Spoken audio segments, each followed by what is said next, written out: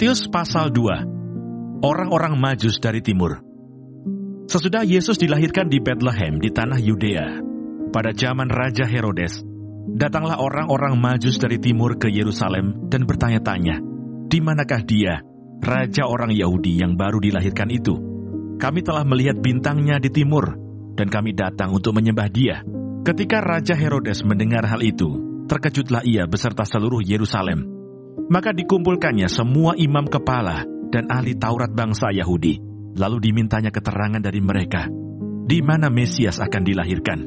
Mereka berkata kepadanya, "Di Betlehem di tanah Yudea. Karena demikianlah ada tertulis dalam kitab Nabi. Dan engkau Betlehem, tanah Yehuda, engkau sekali-kali bukanlah yang terkecil di antara mereka, yang memerintah Yehuda.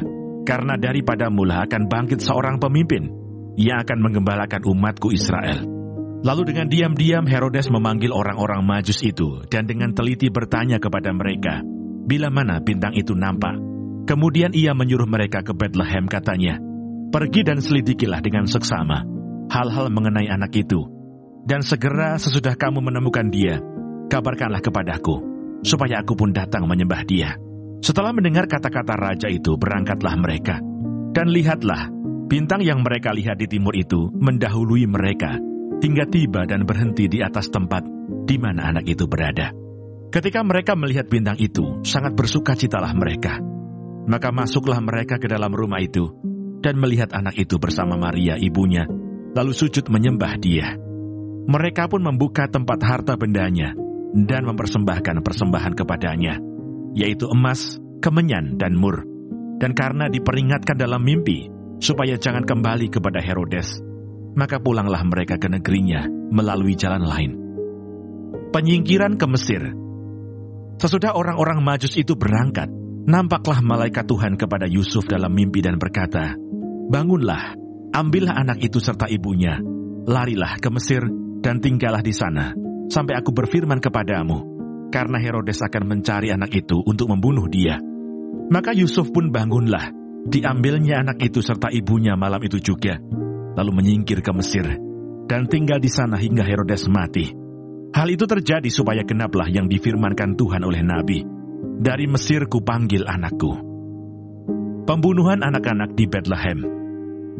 Ketika Herodes tahu bahwa ia telah diberdayakan oleh orang-orang Majus itu, ia sangat marah. Lalu ia menyuruh membunuh semua anak di Betlehem dan sekitarnya, yaitu anak-anak yang berumur 2 tahun ke bawah, sesuai dengan waktu yang dapat diketahuinya dari orang-orang Majus itu. Dengan demikian genaplah firman yang disampaikan oleh Nabi Yeremia. Terdengarlah suara di Rama, tangis dan ratap yang amat sedih. Rahel menangisi anak-anaknya, dan ia tidak mau dihibur, sebab mereka tidak ada lagi. Kembali dari Mesir. Setelah Herodes mati, nampaklah malaikat Tuhan kepada Yusuf dalam mimpi di Mesir, katanya, "Bangunlah, ambillah anak itu serta ibunya, dan berangkatlah ke tanah Israel, karena mereka yang hendak membunuh anak itu sudah mati." Lalu Yusuf pun bangunlah, diambilnya anak itu serta ibunya, dan pergi ke tanah Israel. Tetapi setelah didengarnya bahwa Arkelaus menjadi raja di Yehuda, menggantikan Herodes ayahnya, ia takut ke sana. Karena dinasihati dalam mimpi, pergilah Yusuf ke daerah Galilea. Setibanya di sana ia pun tinggal di sebuah kota yang bernama Nazaret. Hal itu terjadi supaya genaplah firman yang disampaikan oleh nabi-nabi, bahwa ia akan disebut orang Nazaret. Matius pasal 3. Yohanes Pembaptis.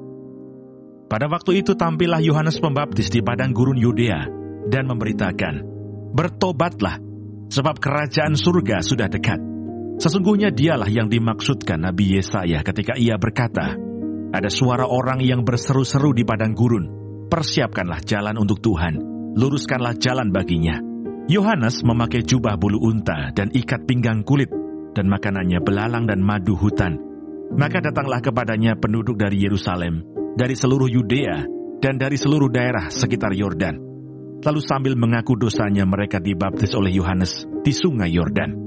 Tetapi waktu ia melihat banyak orang Farisi dan orang Saduki datang untuk dibaptis, berkatalah ia kepada mereka, "Hai kamu keturunan ular beludak, siapakah yang mengatakan kepada kamu bahwa kamu dapat melarikan diri dari murka yang akan datang? Jadi hasilkanlah buah yang sesuai dengan pertobatan. Dan janganlah mengira bahwa kamu dapat berkata dalam hatimu, Abraham adalah bapa kami, karena aku berkata kepadamu, Allah dapat menjadikan anak-anak bagi Abraham dari batu-batu ini. Kapak sudah tersedia pada akar pohon, dan setiap pohon yang tidak menghasilkan buah yang baik pasti ditebang dan dibuang ke dalam api. Aku membaptis kamu dengan air sebagai tanda pertobatan, tetapi Ia yang datang kemudian daripadaku lebih berkuasa daripadaku, dan aku tidak layak melepaskan kasutnya.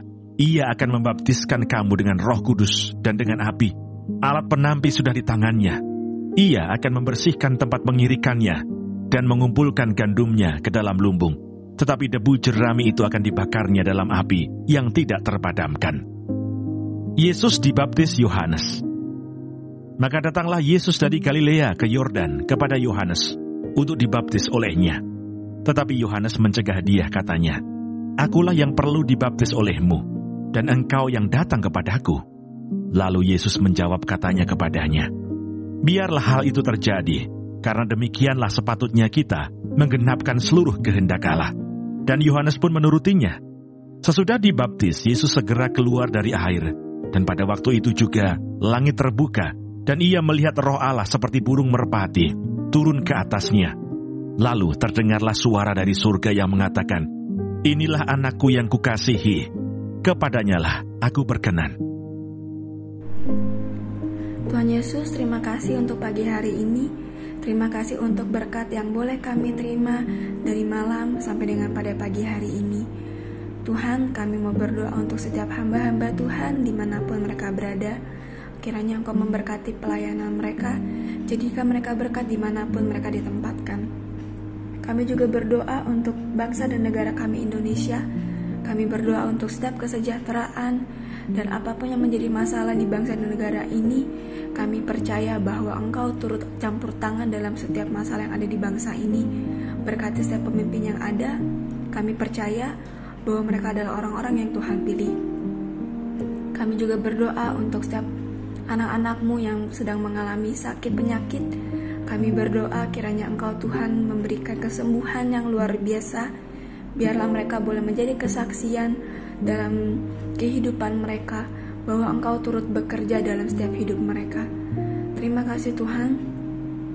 Bapa kami yang di surga, dikuduskanlah nama-Mu, datanglah kerajaan-Mu, jadilah kehendak-Mu di bumi seperti di surga. Berikanlah kami pada hari ini makanan kami yang secukupnya, dan ampunilah kami akan kesalahan kami, seperti kami juga mengampuni orang yang bersalah kepada kami. Dan janganlah membawa kami ke dalam pencobaan, tetapi lepaskanlah kami daripada yang jahat. Karena Engkaulah yang punya kerajaan, dan kuasa, dan kemuliaan, sampai selama-lamanya.